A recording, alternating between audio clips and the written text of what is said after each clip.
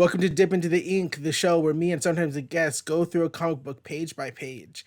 And today, all my friends are gone. They're all helping charitable causes and being amazing, good people. But I knew the world needed more comic book content. So here I am. So recently, it was Free Comic Book Day. Personally, I love Undercity and Cobra Comics in Whittier. Those are my two places. Shout out Undercity, love you. But we there was a bunch of free comic books. There was a bunch of deals, and there is something that I picked up that I really enjoy. But before we get into it, let me give you some background before I talk about what we're getting into. So back in 2015, I started getting really into Miles Morales. I thought he was really cool. I had a trade paperback of the Ultimate Spider-Man with Bendis like during the early years, so I did enjoy that universe, and I did read the X-Men. But I really got into Miles Morales 2015, and in volume 5, they introduced a pair of characters that I didn't realize I would really fall in love with, and that is Cloak and Dagger. Let me tell you something. Cloak and Dagger are such they're such interesting characters that I feel like have a lot of potential. Now let me dive into who Cloak and Dagger are before we get into this. Cloak and Dagger are Marvel characters that were introduced in the 1980s in the background pages of Amazing Spider-Man. They're similar to Spider-Man in the sense that they both have had their bodies and their DNAs altered. Both runaways, they were kidnapped by drug dealers and injected with the synthetic heroin. And Tyrone became able to use the Dark Force. He wears this big cloak and he can use Dark Force abilities, which is something we covered in Blood Hunt, our recent comic book episode. So go check that out. And we have Tandy, who is a Light Force user and she has light abilities. And they both have different skills. Like Cloak can teleport, he has Dark Force energy, he can feed off of negative emotions, and Tandy can throw light daggers and she can heal people and she can read people's, and it's very empathetic, it's very interesting. And I feel like they've had a lot of minis, they've been supporting characters a lot, and I feel like there's lots of potential. So I joked in the previous episode, if you guys, there's new Ultimate Comics, if Marvel wants to hire me to do Ultimate Cloak and Dagger, please do it. I'll give DM you all my ideas. I'm very excited about them. But while I was out at the comic book store doing what I needed to do, I picked up this mini Cloak and Dagger number 3. This is from their second run because they got a 4-issue limited series when they first popped off. But this one has the two of them and Spider-Man in the corner. And I'm really excited because it's just a dynamic issue. And I thought, I want to show more people Cloak and Dagger. I enjoyed the TV show. I like these characters. So I thought this is a great opportunity to show off the character and the potential and possibly their flaws. So let's get into it. Now, bear with me here. Normally, when I buy comic books and I talk about them and then I find scans or I scan it myself, there are no high-res scans of these comics just because they're old and they don't have that much demand. So ignore, if you have issues with the images, I understand it, but maybe just look at my beautiful face. Okay, so Cloak and Dagger, Marvel, 65 cents. Shout out to 65 cents, November 3rd. This is a very interesting image. You see that these gunmen down at the bottom, their faces are in blacks. And then we have Cloak, his giant cloak popping out. We have Dagger leaping out, light permeating this darkness and sending almost like an after effect among the cloak. It's very fun color and line work here. And then you have Spider-Man swinging in. Spider-Man. It was fun. So that's our cover. And then 6 p.m. in an abandoned police station in Lower Manhattan. And it's these guys, they are talking about a bunch of insane shit. Now, Cloak and Dagger are always dealing with drug dealers and children traffickers and stuff like that. And these, there is currently going to be a church festival, and these gangsters are just like, oh, we'll be, oh, dope, blessed by a priest. Let's hide all the drug shipments at this church festival. And we see at the lower core at the bottom page there are 2 panels next to each other. You see there are 2 policemen who are doing sort of a bust. They're listening. They have a radio in the wall. They're trying to gather evidence. And then behind them, just popping out, Cloak and Dagger, they're looking. Now, Cloak and Dagger have a huge contentious relationship with the police because vigilantes are such a big thing, and these are 2 kids running around. So them versus the police is sort of the background to not all, but a lot of their adventures, at least in this era of Cloak and Dagger. So that's the first page. We go to the second one, and it's a 2-page spread. Cloak and Dagger, the darkness and the light are both alike. I am fearfully, wonderfully made. Created by Bill Mantello and Ed Flanagan. And you see one guy goes, Saint Maria, who? And then it's Cloak jumping out, throwing daggers. And Cloak goes, importing illegal drugs into this country is a crime. And Dagger goes, a crime punishable by Cloak and Dagger. And we get our title, Lost and Found. Writer Bill Mantello, penciler Rick Leonardi, inker Terry Austin, loving the inking on this. Ken Brusnak, the letterer. Jen Oliver, colorist. Carl Potts, editor. And Jim Shooter, editor in chief. You know, Jim Shooter did a lot of editing during this time. But it's a fun little spread where it's these two guys, and at the bottom there's a bunch of panels where you see the cop, and they're like, did they find the bug? They're like, no, the meeting was interrupted by Cloak and Dagger. And they call the 21st Precinct, and they say, give me Protective Detective Sergeant Bridget O'Reilly fast. And during this era of this book, as it started, Bridget O'Reilly is like a big, she's like, I'm going to get Cloak and Dagger, these vigilantes. Ooh, like that's the main thing with O'Reilly. But after we cut to this page, we get some action. When the call goes out to the police, and you see Cloak goes, Dagger, beware the one with the gun. And you see she's doing this thing where she's blinding people with light, but also hitting them with their daggers. And she's a bit of a ballerina, so she's like kicking people. And I feel like this issue is really good in introducing who they are and what their abilities are. You know, because you have Spider-Man, you're drawing new people to the book. So you see she throws a light dagger into a guy, and the guy goes, ah, and the narration goes, her light immobilizes the drug runner. It illuminates his inner being, partially purifying and cleansing him. The injection of such purity to the normality polluted system causes the hood to go into shock, while the light that glows within him also makes a target for the light-hungry Cloak. And you see Cloak is approaching this guy who's been struck down by the light dagger, and it says, Dagger's light has shown you what you might have been. And it's very interesting because the light daggers not only are a physical attack, but there's also sort of this empathetic ability to them where they hit you, and whatever evilness you have in you, it's sort of like mental evilness that is permeated in your heart. It's kind of like overloaded. And that's a really interesting idea that there are some empathic abilities to her light daggers that I think are sometimes explored, sometimes aren't, but I love it. You see a Cloak approaches him, and you see Cloak grabs this guy, puts him into his cloak of darkness, and he says, now as I've claimed your cohorts already, enter my cloak of darkness and know what you really are. And it says, inside Cloak's darkness, the hood finds him the worst fears taking form around him. Where? You can't escape. Will your answer to your accusers, all those that you've addicted. And you see this guy's in sort of the jail cell, and all these hands are reaching up and grabbing him. And you see the guy pours back out of the cloak. And Dagger goes, Cloak? And Dagger goes, he is an evil man, Dagger. He does not deserve your life. So it's very interesting because there's a running theme with Cloak and Dagger that they feel like the police aren't doing enough, so they have to take justice, jury, executioner all into their own hands. So it's almost like Dagger's light abilities are meant to bring empathy, make these people realize what's going wrong, and then Cloak swallows them up and makes them face like horrible torment. So it's sort of this like quick jury and executioner. It's like, here's all the things that make you feel bad about yourself. Now I'm swallowing you up. And it's very interesting how they kind of work together in that sense. So after that page, we go to the next one where there's a couple more panels, and Cloak's talking about oh, they don't deserve it. And Dagger goes, no, none of them do.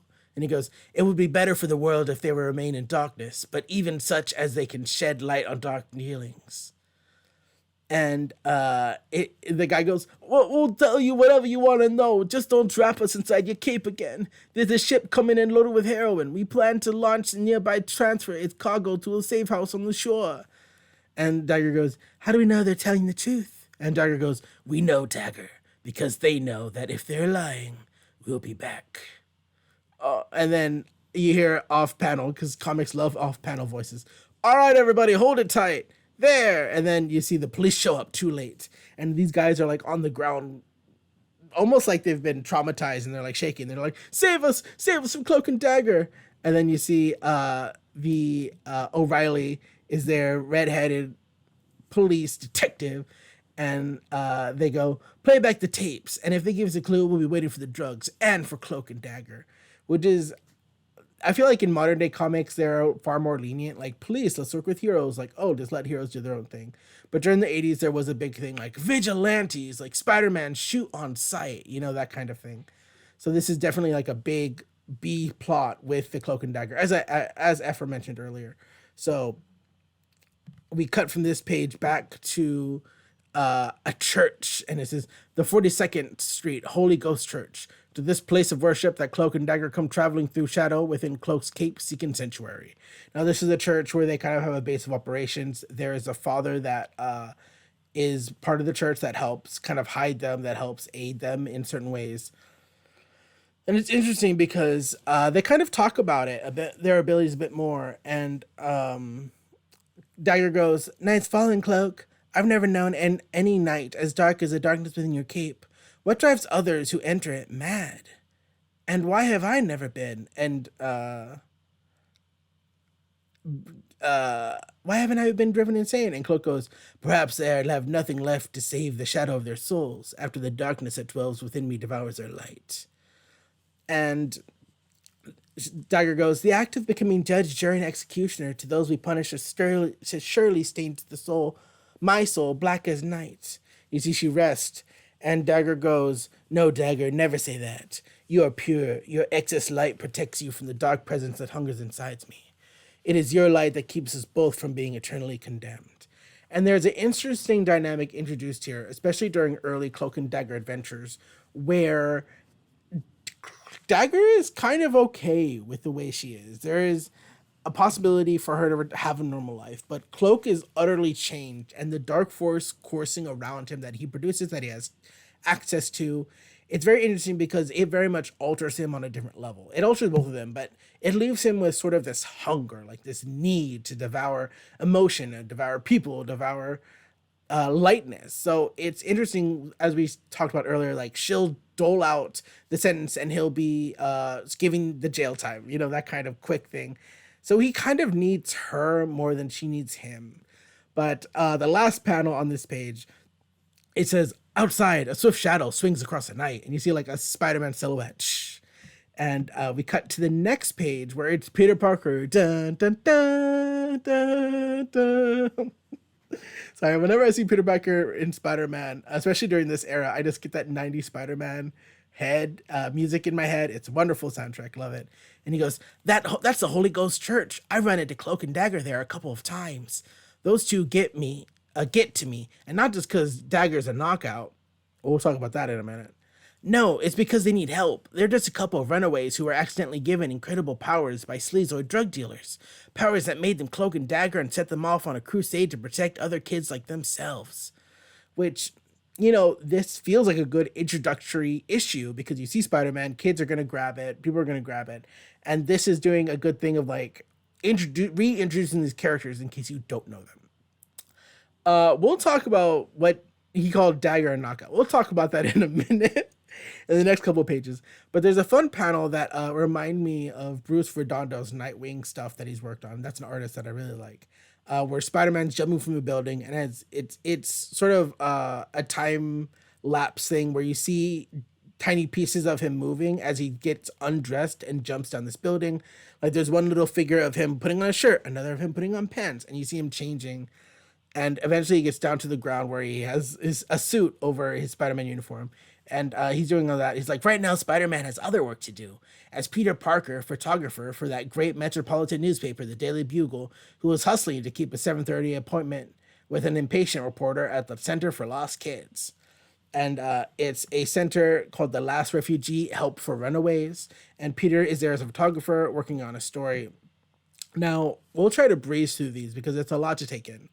But the next couple of pages, this particular one is talking about how Peter is here taking photos. They're talking about, "You can't do photos." And he said, "No photos?"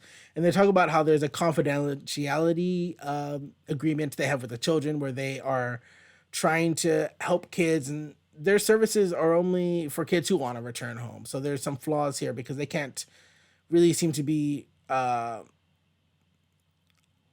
alerting parents. It's a very difficult thing because they can't alert parents where their children are not without violating the children's rights. So it's a very crazy particular issue where there's lots of runaways, there are drug addicts, there's lots of kids, and it's just a very messy situation. And the reporter Peter's working with goes, "Do you help their parents as well? Like parents trying to reconnect with their children?" And it turns out they do have a sort of a group where people can vent and talk, and they say, "Oh, there's instances where you see, I'm a single mother. I've always had to work," and some guys like, "So your daughter went from daycare centers to after school centers to the streets," and it's kind of talking about these parents trying to learn how to get back in contact with their children.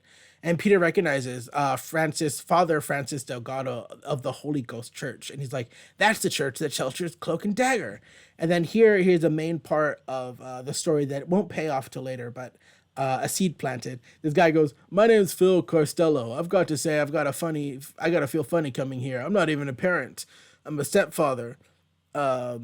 Anyways, he talked about how his stepdaughter and wife fought, and he's like, I can't take the feeling I'm too late to help Tandy." And he shows a picture, and it turns out he's the stepfather to Tandy Bowen, aka Dagger. And as Peter sees it, he goes, "Tandy? But that's a photo of Dagger." And that's something that'll pay off later. But you see the session ends, and it's interesting because Peter leaves.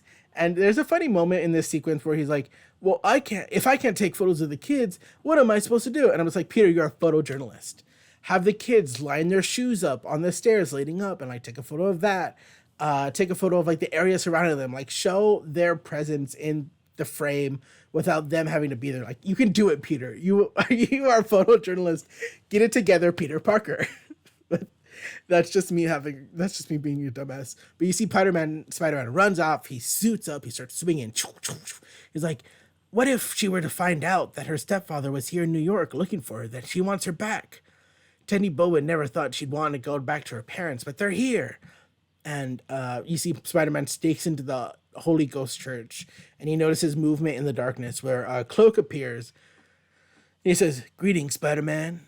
I've come to see Dagger. Cloak, is she around?" "That depends, my friend." "On what?" "On your purpose for wanting to see her." And Spider-Man goes, "Oh, I see. You some point-accorded guardian?"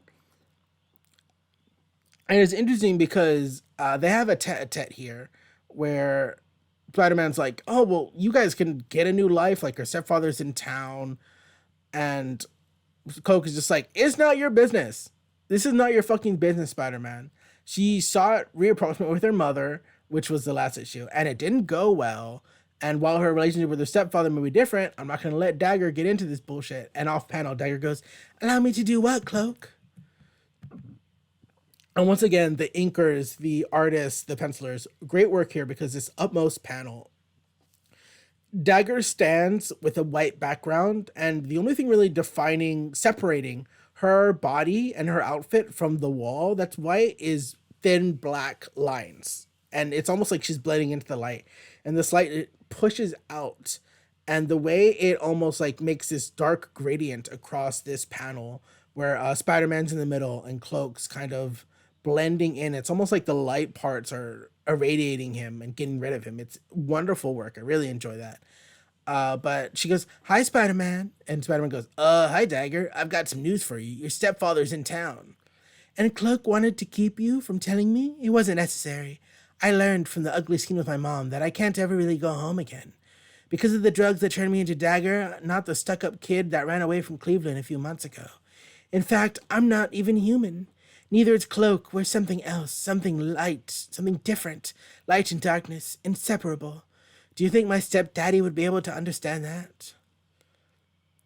And it's interesting because Spider-Man's like, "I don't know, but if I were you, I'd want to find out." And Cloak is just like, "You don't know us, Spider-Man. Like, who are you to come in here and be all high and mighty?" And Spider-Man kind of responds with, Spider-Man goes, "Give me a break, huh? You're not the only one with special powers that make you different. You're not the only ones to have problems. The trick is to not let your powers become your problems. So they set you apart from those you love." And you see that as he speaks, the background of him is sort of a recap of him, Peter Parker with his Aunt May and Uncle Ben, him in high school, him being Spider-Man. And we go to the next page, and we're going to talk about, hold on. Hello, Mishi. Hello. I am busy making comic book episodes. Can I help you? Ugh. You stink. I know. Get down. I'm sorry. I'll leave that in so it just gets me the views, but because people love dogs. Um, but you see, there's an interesting assumption Spider-Man makes here. He goes, I don't know about Cloak. I get the feeling he likes what he's become, but I know you don't, Dagger. Admit it, you hate this life. You'd rather go back home, going to high school, attending the prom in the arms of some boy, feeling his heartbeat against yours, holding him tight while you dance through the night. And there's a very, I would like this more if Cloak and Dagger were adults. Because I'm pretty sure in the 80s, Spider Man is a full adult. He is a full adult. He is over 18. I think he's in his mid 20s, maybe lower 20s. I know he's out with Mary Jane doing stuff. I'm pretty sure he's graduated high school. He's an adult. And in this book, Tandy and Tyrone, I believe they're both referenced to be 16, 17, which is a little sketchy because in these next sequence of panels, they're kind of doing a dancing, and you see Dagger crazy because Spider-Man goes, waiting. He's talking about prom dance. He's like waiting for the moment when he bends close to kiss you. And Dagger removes Spider-Man's mask, leans in close, and gives him a big old smoochy kiss. Mwah. And I'm just like, Peter, you're a grown ass adult and she's 16. Peter's looking like Chris Hansen's about to bust through the door and be like, Peter Parker, we have caught you. Tandy Bowen's actually 27, and this was a sting operation. I love the idea, but I don't like the ages. Uh, it just doesn't work for me. It's kind of gross. It's really kind of gross. But you see, they lean in close and they do a kiss. And then you see interesting Dagger. Dagger goes, no, stop deluding her, Spider-Man. Stop taunting Dagger with what she cannot have. What, Cloak? A normal life? A chance at happiness? It's not that simple. Because you don't want it to be. Because you don't want to lose her. And it's interesting because there is kind of a chance Tandy might be able to live a normal life. She does glow light, but I feel like if you kept her out of the darkness, just had her, she could go to school. She can come back. I don't know. She could do online classes. Who knows? She could have a tutor. But with Cloak, his darkness, the darkness he's connected to, just ever hungry for energy. He doesn't have that opportunity. So not only is he afraid of losing Tandy, who's help feeding him, keeping him in control, that's the one person in the world that can relate to him, that knows what he's been through, that's been on the same adventures, and he doesn't want to lose her. So he kind of like gets mad. And he's just like, I am darkness, Dagger is light. Unable to help ourselves, we have pledged ourselves to help others. And you see, he shows some darkness. He like envelops the whole area, and he shows Dagger and Spider-Man. And Spider-Man goes, what's happening? What's Cloak doing to us? And Dagger goes, showing us the night and the darkness that reigns on the street.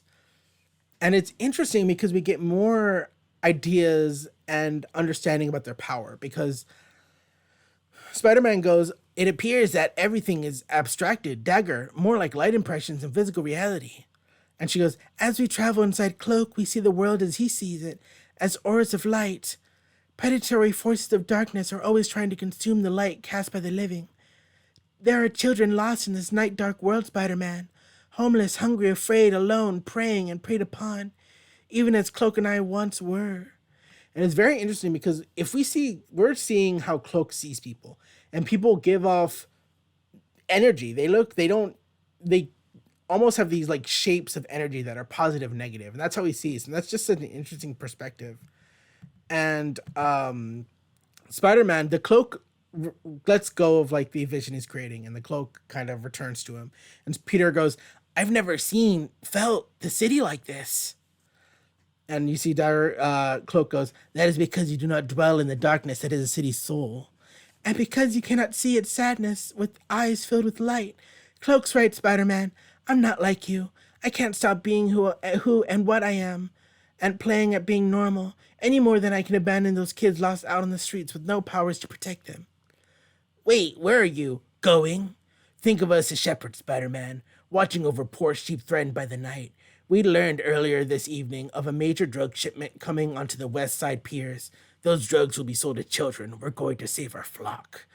And you see, at the last second before Cloak is able to teleport them out, Father Delgado and Cloak's stepfather walk over, and he goes, Father Delgado, that glowing girl, was that Tandy? Was that what's my stepdaughter become? And Spider-Man kind of dips out. He kind of leaves. And there's a very interesting thing here because I feel like Cloak and Dagger were very much introduced within this pages of Spider-Man because the idea, the mantra of with great power comes great responsibility also kind of resonates within them as characters because they were given this great tragedy that altered them forever. And they recognize that their abilities are great. And with that responsibility they've been given, they have decided to become judge, jury, and executioner. Whereas Spider Man is more preventative. There is a chance people can change. I'm here to help the every man. Cloak and Dagger are solely focused on punishing the wicked. They mention about like rehabilitation, like Dagger's light can bring empathy to the surface, but really that's not what they're focused on. They're focused on punishment, on a 30-year jail sentence squeezed into one big emotional light dagger and cloak. So it's just a very interesting reflection of that idea of power and responsibility. But we cut back to the next page where Spider-Man swinging. Dun, dun, dun. He's like, oh, I kissed a 16-year-old. It was pretty great. I better tell everyone. I'm sorry. I can't help it.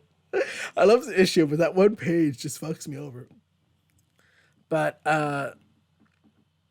you see, Spider-Man does a little bit of legwork. He goes, I want to help them before they get hurt, but they didn't tell me which pier the boat's docking at. So where do I start? And he goes, Cloak showed me enough of his view of the Big Apple night side to last me a lifetime. Could one of those runaways down there have been me? Sure, losing my parents was tough, but I had the love of Uncle Ben and Aunt May, not a nightmare of a mother like Daggers. And I was a science whiz from the word go. Cloak came from the slums with no future to speak of. Yeah, I wouldn't have made it if I hadn't gained spider powers. But there I am, luckier than Cloak and Dagger again. Unlike she and Cloak, I'm able to shed my costume, disguise my powers, and lead a relatively normal life. Cloak can't do that. He is his power. And although Dagger might be able to go home and just be your average 16-year-old teen dream, fuck, I'm reading this. She either can't or won't abandon Cloak. And the more I learn about them and their mission, the more I want to help them and keep them from harm. And he kind of acknowledges that he came in a little high and mighty, because he can just assume like, well, what Cloak, leave her alone, let her go home. But he kind of recognizes that they don't really have a home to go to. And there's, it's unfortunate because in this book, I really enjoy it. And their adventures with when they form their own mini Ultimates team, it's a lot about Tandy. I wish Tyrone got a bit more spotlight. But yeah, the idea that you can never really go home and you're kind of stuck as this thing and you're like, oh, what am I gonna do? And Tyrone's just like, let's fucking work together. And Tandy's like, all right, let's do it. It's a great premise. It's just solid ideas. Lots of little things I would mix up. But we go to the next page. And somewhere in the city's immensity, Father Francis Delgado and Philip Carlyle enter the 21st precinct to find New York's finest preparing for battle. And you see that they approach, and the O'Reilly goes, civilians, what the devil are you doing here? And the father goes, Detective O'Reilly, this is Phil Carlyle's Dagger's stepdaughter father. And he goes, what? And they kind of talk about how, we've heard there's a raid, and we want to come along with the raid, but they're just like, the police are like, nope, you can't do it. You can't let innocents get hurt because of the actions of Cloak and Dagger.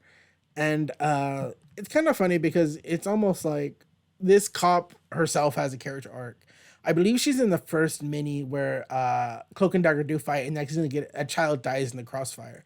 And it's very unfortunate, but that cop has had a chip on their shoulder ever since. And she's like, I need to get Cloak and Dagger, these vigilantes. But we go to the next page where Spider-Man's swinging, dun, dun, dun, I kissed a 16-year-old. Meanwhile, Spider-Man's search has been narrowed down by Cloak's parting words to maintain Manhattan piers. And Spider-Man's looking around. He's like, everything seems quiet. Hey, here we go. These fellows are the ones skulking around. They're acting very suspicious. And you see Spider-Man leaps down, and he starts attacking these guys. And they go, Spider-Man! He goes, well, yes, but that's hardly the responsive to the question I was hoping for a little more. And then they start showing, and then it's like, blast him before he screws everything up. And we see a bit away, standing on, I believe, a crane, is Cloak and Dagger. And Cloak goes, I'm afraid that Spider-Man has already made a shambles of our mission, Dagger. That launch was not our target. It was sailing out to meet our target in the harbor. Now we don't know which of the dozen ships in the river it was destined for. Spider-Man didn't know that, Cloak. I think he means to help us. Which, I like that team up. I think in the new movie, Spider-Man 4, I think Cloak and Dagger should totally This whole episode is just me making an advertisement for these characters. But yeah, Spider-Man is fighting, and Cloak and Dagger jump down, and the Spider-Man goes, "Cloak and Dagger, I found you." And the guy goes, and one of the criminals go, "What them too? I thought this whole shipment was supposed to be a secret." And that Cloak goes, "Scum such as you have no secrets from Cloak and Dagger." And he starts swallowing people up. Meanwhile, Dagger is doing like her light show. She's flipping and once again, watch the TV show. It's a lot of fun. And Cloak, Dagger goes, "Cloak's form of punishment isn't a thing compared to the purgatory your drugs create for hopeless children." And she's stabbing these people, and Spider-Man goes, "I've experienced Dagger's light knives and barely survived them despite my spider strength." Tonight, she's tossing them about with any hint or remorse. It's like she's becoming more like Cloak, embracing their self-appointed mission, body and soul. And you see, they're fighting back. They're doing this whole thing. And it's interesting because I feel like they do work together as a team, but this Spider-Man can't agree with their mission statement, which is just punish, kill criminals, stop the crime, no matter what the cost. In fact, Cloak and Dagger almost feel like they'd be better allies to the Punisher. But the Punisher would never get kids involved. He's not that type of guy. He lost his own family. Well, current Punisher, I have no idea. I don't read Punisher, but I've heard great stuff about the books he's been a part of. But they keep fighting, and there's this big gun show, and you see Dagger. She throws some light dagger into this guy with a machine gun shooting off, and it hits him. And his stray bullets destroy a ship that they're on. And luckily, there's one survivor that falls off the boat, and Spider-Man goes, "But someone survived the blast, and I'll just bet the police will have a lot of things to ask him, like the name of the ship that he was headed out to meet." And Cloak goes, "The drug ship is called Santa Angela. That much we learned from listening on the police wiretap. But that may well be only a code name." And Dagger goes, "The crew of the launch probably got radio warning off before the blast. Who knows where it'll dock now? It's too dark to even see all the ships out on the water, much less try to read their names. Well, there's not much more than we can do then, kids. And here comes the boys in blue." And it's interesting, he keeps calling them kids, but the way Dagger's face and Cloak's face are drawn, lots of etchings, very adult faces. They have adult faces. You know, there are some artists that give children adult faces. It's a little weird sometimes, but yeah, he keeps calling them kids. Spider-Man, if they're kids, don't kiss them. I'm not over it. But Cloak goes, "Spider-Man, ours has been an uneasy alliance, but I believe you now understand us better than anyone. So don't tell the police too much about us, okay?" And Peter retorts, "Hey, the law and I are hardly on what you call talking terms. So whatever they learn about Cloak and Dagger, they're going to have to learn for themselves." And you see a Cloak and Dagger, they get swallowed by the cloak, and they disappear. And O'Reilly jumps out and goes, "You there in costume, hold it." And Spider-Man dips. He's like, "Sorry, no parles inglés." Like, I didn't even say that right. Whatever. And you see O'Reilly holds their gun in anger, very sharp faced, very angry, and she goes, "These so-called superheroes, they're vigilantes after all." And the last panel we see is at the bottom right, and the narration goes, "As Detective Brigitte O'Reilly in New York's finest attempt to interrogate men whose tongues are frozen with fear. A 10 reaching the scene bearing a taxi reaches the scene bearing Father Francis and Philip Carzal, Dagger's stepfather. We're too late. Cloak, Dagger are gone. Father, this might have been the kind of world my stepdaughter Tandy has come to inhabit. Then maybe I'm crazy to think she'll ever want to come home again." And then it says, "Next, midnight." If I was glitching through all of this, blame Discord. Because I record these through Discord. Shout out OBS Studios. But yeah, I think Cloak and Dagger are a wonderful like gold mine that you could dig through so many stories, so many different possibilities of these characters. I really enjoyed the ultimate version of them where they are kids, and they're the same age as Miles. They kind of form an Ultimates group. I think they're really intriguing. It's very real tragedy of these kids who are left behind, and even those with parents are abandoned, and they have to kind of find refuge within themselves. And I'm still learning about Cloak and Dagger. I'm still diving in. It's very hard to find Cloak and Dagger content. unless they're like in the background of stuff. So it's very hard for me to like find. And when I do find it, it's like $100 for like old comics. I was just very lucky with that Cloak and Dagger issue. But yeah, I'm really enjoying it. I'm gonna keep on the hunt. What did you think of Cloak and Dagger? Do you think they're interesting? Do you like the light shadow powers? There's been some stuff with Mr. Negative where they switched. Lots of fun stuff. But what do you think? Do you think they have potential, or do you think I'm just hyping up my favorite C-listers? And have you watched the Cloak and Dagger TV show? It's a lot of fun. It's very enjoyable time. But yeah, if you like what you listen to and you want to keep watching, don't forget to subscribe to the channel, leave a positive or negative comment. And I don't know, I winked there. You can follow me on Noah is Garcia on TikTok, Instagram, and Twitter. If you want to check out my photography works, you can go to Noah Garcia underscore photography on Instagram. And I guess check out my letterbox. I'm trying, I'm trying to think of another thing to plug. So check out my letterbox. Bye. Goodbye.